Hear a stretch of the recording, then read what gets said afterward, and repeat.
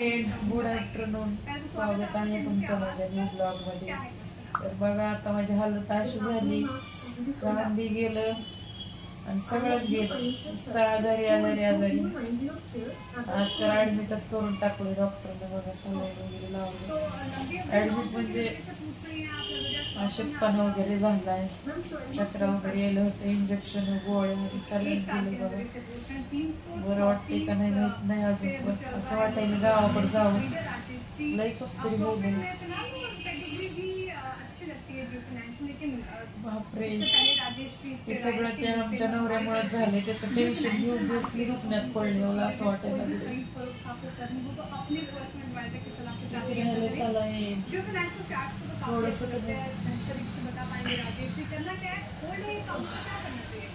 अजून पण तापच येईल, थोडं गोळ्या इंजेक्शन सर्दीमुळेच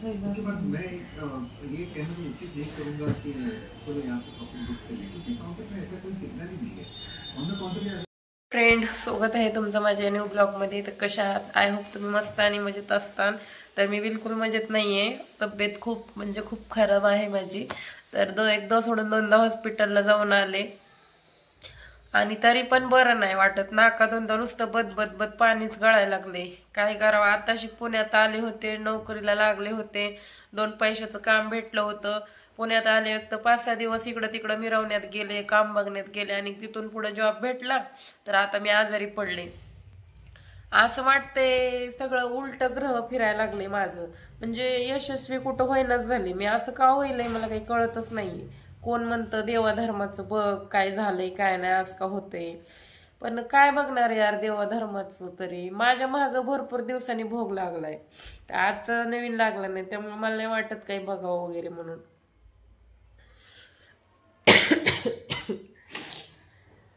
तर चला, आजचा व्हिडिओ काढण्याचा मुद्दा खूप खास आणि महत्त्वाचा आहे, तर स्किप न करता पूर्ण व्हिडिओ कंटिन्यू करा।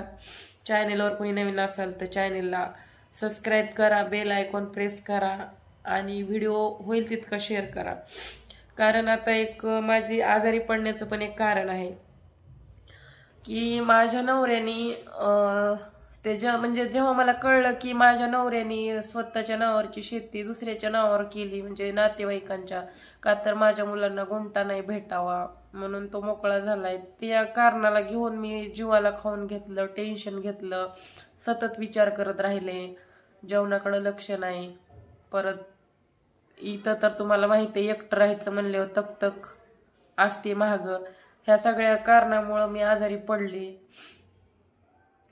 आता किती बी म्हणलं की नाही टेन्शन घ्यायचं, काही लोक अशा आहेत की निर्लज्ज आहेत, त्यांना काहीच वाटत नाही काही गोष्टीचं। काही बायका पण अशा आहेत की त्यांना नवऱ्याचं काहीच वाटत नाही, त्यांचा नवरा सुखी सांभाळत असला तरी म्हणतात काही घेण देण नाही, मरुजा मेला तर मातीला पण जायचं नाही। पण माझं का मन असलं असन, मला तर खाटकापेक्षा खाटकं भेटले तरी मी त्यांचाच का विचार करत असून सारखं, कवा मला असं का वाटतंय की त्याने असं का केलं असं का केलं, तीच का विचार करते मी, मला का कळत नाहीये का माझ्या मनातून त्यांचा विचार एकदाच जात नाहीये।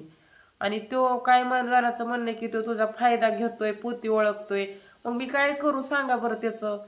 आणि मला नाही वाटत की त्यानं माझ्यासाठी काही करावं यावं न्यावं, पण मला वाटतंय माझ्या लेकरांचा हक्क मला मिळावा, कारण माझ्या पोरांचं भविष्यात खूप वाटोळं होईल, ह्यासाठी मी झटते, ह्यासाठी मी व्हिडिओ वगैरे बनवते। आणि मला जरी त्याला वाटत असलं की ही माझ्या नावाने व्हिडिओ बनवती, ही जर माझ्याशिवाय काही होतच नाही असं तसं काय नाहीये, तुझ्या वाचून माझं काय राहिलेलं नाहीये, ओके आहे माझं, कसं ना कसं जिंदगी जगती, आलेला दिवस निघून चाललाय ना, आतापर्यंत 7 वर्ष गेले, तुझ्या वाचून काही राहिलं नाहीये। पण तरी बी तुला जे वाटते ना त्याचा गैरसमज मी काढून तुला बोलते। आणि काही लोकांना पण असं वाटतंय की हिला त्याची गरज आहे, सारखं त्याचं नाव घेते, और त्याचं नाव घेणार ना साहजिक गोष्ट आहे, माझ्या आयुष्याचा खेळ केला आणि परत ह्याच्या त्याच्या नावे जमीन करून निवांत बसलाय, त्या पोरांचा विचार नाही पाचार नाही काहीच नाही, आयुष पैश करीत जीवन जगतोय। आणि मला म्हणतो छक्क्यासारखी दिसते, कुठं काळीच दिसते, कुठं ढबरीच दिसते, काय काय काय काय नाव ठेवते मला, स्वतः तर तोड बघण्यासारखं पण नाही त्याचं। आता त्याचा फोटो वगैरे असताना तर तुम्हाला मी थंबनेलला लावून दाखवला असता. एक फोटो आहे पण तो लग्नातला आहे. पण आताचा दावला ना तर वखारी इतका घाण फोटो दिसतोय, तोच घाण दिसतोय, पण तो स्वतःला लय शहाणा समजतोय. आणि तू स्वतःला शहाणा समजून तसली बाई आणलीस कुठली तर पडली झडलेली, तुला ती तुझी लायकीच होती तसली. तुला बाकी माझ्यासारख्या बाया पटत नाही, तुला चांगल्या बाया तुझ्याजवळ येत बी नाही आणि तुझ्यापाशी राहत बी नाही, एवढं लक्षात ठेव. हॅलो, आता थोडंफार बरं वाटतंय बघा. आज दिवसभर घरीच आहे, तसं तर 3 दिवस झालं घरीच आहे मी. आणि मला म्हणजे जॉबवर जाण्यासारखी माझी अवस्थाच नव्हती आणि काही बनवलं नव्हतं, किचन मध्ये आलेच नाही. काल फक्त शाबू तेवढा बनवलेला, पण व्हिडिओ काय बसून बसूनच काढले बघा. कपडे वगैरे पण धुले नाही, काय नाही, सगळं घरात राडा राडा झालाय. तर चला म्हणलं राहिलेला व्हिडिओ कम्प्लीट करावं. तिकडे गेले होते मी आज, म्हणजे सासवडच्या घाटाच्या थोडं जवळपासच गेलते, जास्त लांब नव्हते गेले मी. म्हणजे नाही का मला लय कस तरी होईल होतं, मग म्हणलं चला बाहेर फिरून यावं म्हणून एक जणाला सोबत घेऊन गेले होते रील्स वगैरे बनवायला. तर मला इंस्टाग्रामवरच्या लोकांनी कशा कमेंट केल्या की सलाईन लावायला, काही रील काढण्यासाठी किती सलाईन लावले, प्लस पुण्यात लय मोठा जॉब लागलाय का, लय मोठी गाडी घेतली फलानं बिस्तानं.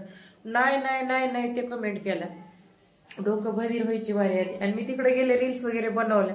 आज 2 सलाईन लावले डॉक्टरने, तेव्हा मी झाले ओके, उठून तर बसले. आता जॉबवरती तर उद्या कमजोरी असली, अशक्तपणा असला तरी मला जावंच लागणार आहे, कारण 2-3 दिवस झालं. परवा दिवशी हाफ डे घेऊन आलेपासून मी घरीच आहे. मला एक सांगा, तुम्ही असं का बोलता मला तेच कळत नाही. तुम्ही माझं काय घर चालवताय का, तुम्ही मला 2 पैसे आणून देणार आहेत? अरे मी माझं आयुष्य कसं तर जगायला लागले, जगू द्या ना. मला हॉस्पिटलला पैसे तुम्ही आणून द्यायलात का? मलाच द्यावे लागणार आहेत ना. परत माझ्या घरामध्ये खायला प्यायला तुम्ही देणार आहेत का?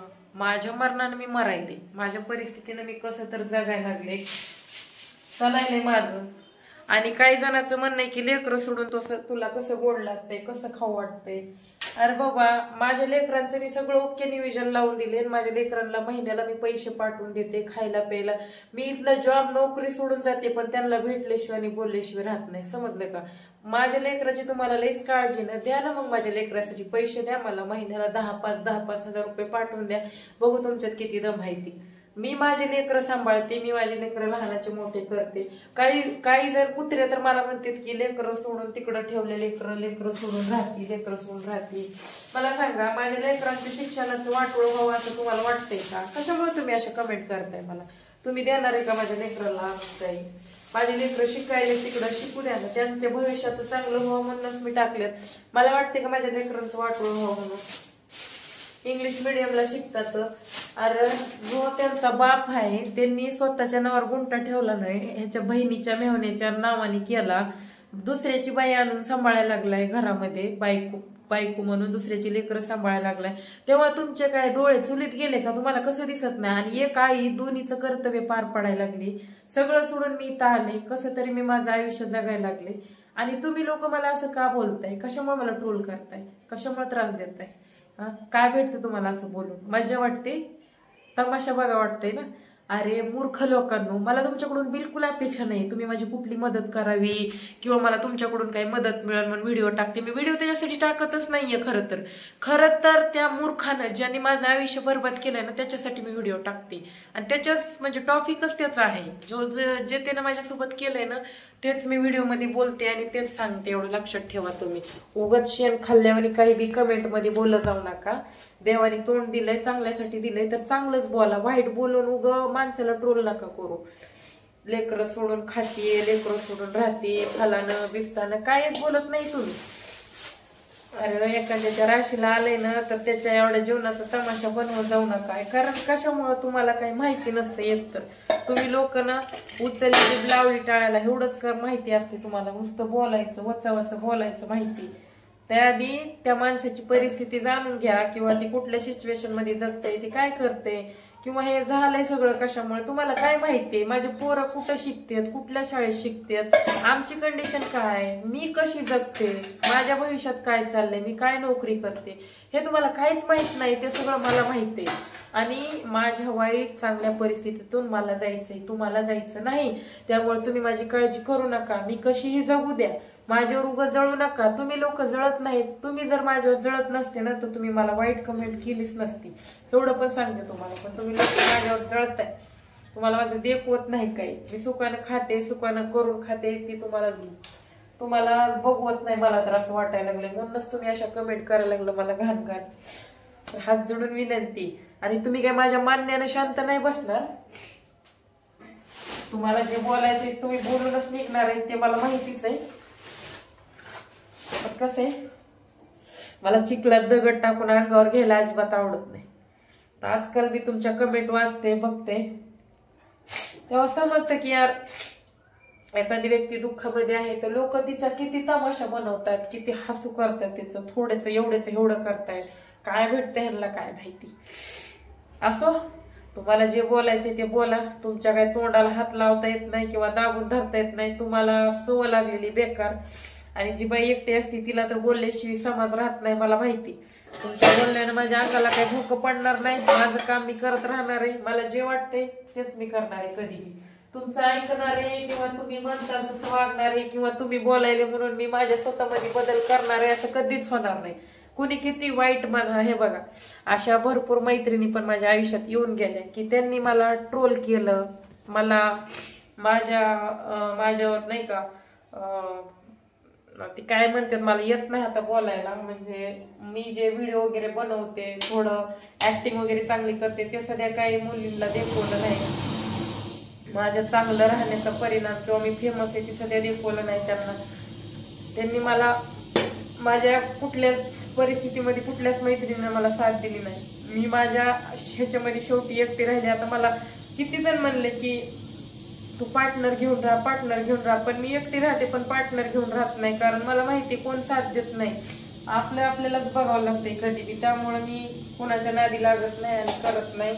आणि काही जणींना वाटतंय की हिचं काहीच खरं नाही, ह्याचं काय खरं आहे. आणि म्हणल्या बी काही बाई, मी त्यांचं नाव नाही घेणार, म्हणल्या कुठंच टिकून काम करत नाही, हिचं काय खरंय, उगं मोकार आहे, अशी आहे तशी आहे, लय बोलले.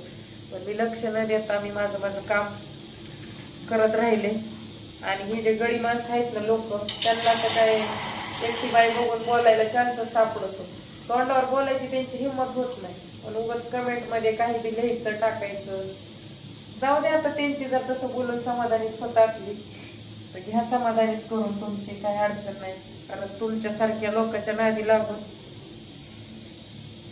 माझं काय आयुष्य सुधारणार नाही. माझं आयुष्य सुधारायला मला तुमच्याकडे दुर्लक्ष करूनच मला सगळं काही करावं लागेल. कारण माझ्या 2 लेकरांसाठी मला पूर्ण आयुष्य जगायचंय.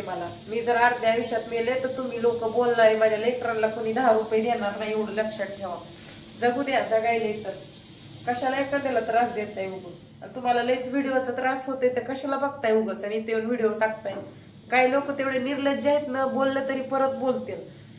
काय भेटतं काय माहिती असं बोलून. अरे मी व्हिडिओ काढते पण कोणाला कधी वाईट बोलले नाही, एवढं लक्षात ठेवा. कधीच कोणाला. मला इतके वाईट बोलतात लोक आणि मी त्यांच्याविषयी थोडं काही सांगायला गेले ती म्हणणार हा आमचा व्हिडिओ टाकला असे बोलतात मला. पण मी तर कोणाला शिवीगाळ करत नाही किंवा कोणाला वाईट बोलत नाही. जे म्हणजे रीतीनं आहे तेच बोलते मी. वाईट कोणालाच काही बोलत नाही, एवढं ध्यानात ठेवा. कावळ्याच्या शापाने गाय मरत नसते. कोणी माझं किती जरी वाईट चुकलं ना तरी सध्या माझं चांगलं आहे. ज्याला कोणी नसते ना त्याला देव असते असं म्हणत मी चलते. आणि माझ्या कष्टावर ह्याच्यावर बळावर आहे मी. तुम्हाला काही भीक मागाय येत नाही. तुम्ही काही जरी मला बोलले तरी. आणि ह्याच्या कोण मैत्रिणी तर मला नकोच आहेत आयुष्यामध्ये. मी एकटीच ठीक आहे. कारण कोण मैत्रिणी कसल्या कोण कशा असतात ते आपल्याला लय अनुभवलंय.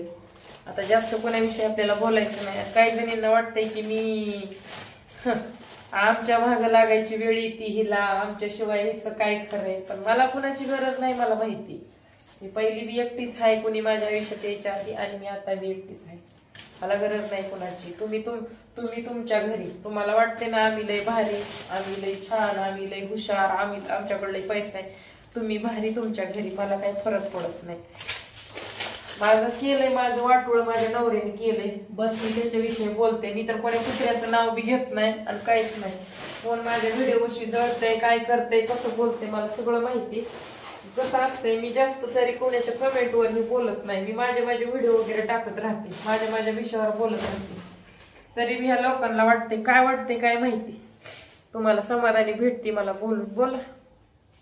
तर असं, तर मैत्रिणींनो, आता मी आणली मेथीची भाजी बाहेर गेल्यावर, कारण आता उद्या सकाळी जॉबवरती जायचंय आणि आता भाजी पण निसायची. थोडी कोथिंबीर घेऊन आली, चहाला दूध घेऊन आले, चहा शिजायला टाकलाय. आता वाजल्यातच 9. हे बघा अशी सर्दी झाली, नाकातून बदबद पाणी गळायला लागले. लय अशक्तपणा वगैरे आलता. 2 सलाईन लावले तर दवा ठणठणीत झाले आणि झोपले असते ना तर अजून ते दुखणं रापलं असतं. म्हणून थोडं बाहेर रील्स वगैरे बनवायच्या नादात फ्रेश झाले आणि बरं वाटलं मला थोडं.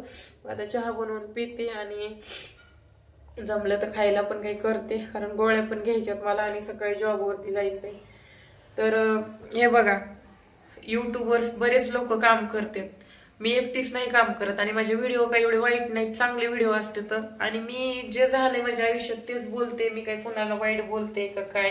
इन्स्टावर फक्त रील्स बनवते, अंग भरून कपडे वगैरे असतात माझे, काही असं नाही बघायसारखे अश्लील व्हिडिओ बनवत नाही मी की तुम्ही मला एवढं नावं ठेवताय ती.